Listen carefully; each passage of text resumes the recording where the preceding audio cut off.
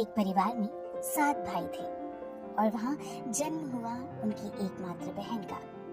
अक्सर देखा जाता है कि इकलौती बहन को भाइयों से बहुत प्रेम मिलता है, लेकिन यह कहानी अलग थी।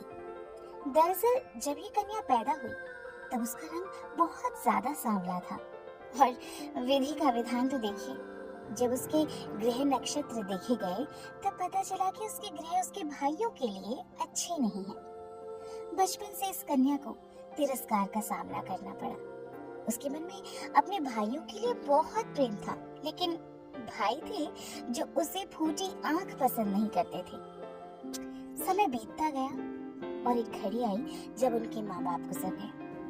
माँ बाप के गुजरने के बाद ना चाहते हुए भी सातों भाइयों ने अपनी छोटी बहन का ध्यान तो रखा, लेकिन उन्होंने अपने माँ बाप के देहांत का ठीकरा भी अपनी छोटी बहन पर ही फोड़ा।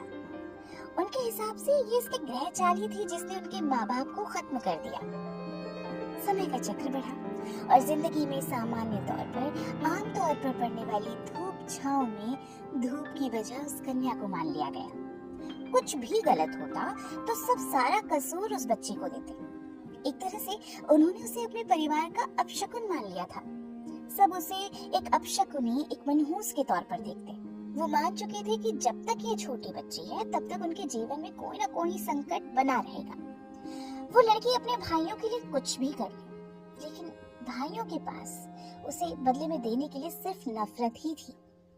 दिन बीतने लगे और भाई थे जिनका डर बढ़ने लगा। कहते हैं कि बुरा सोचो तो बुरा ही होता है, और वहाँ हुआ कुछ ऐसा ही।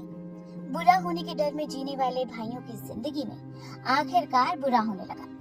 7 में से 5 भाइयों की अकस्मात मौत हो गई। ये देखकर बाकी के बचे 2 भाई डर गए। उन्हें अपनी जान का खतरा बनाया।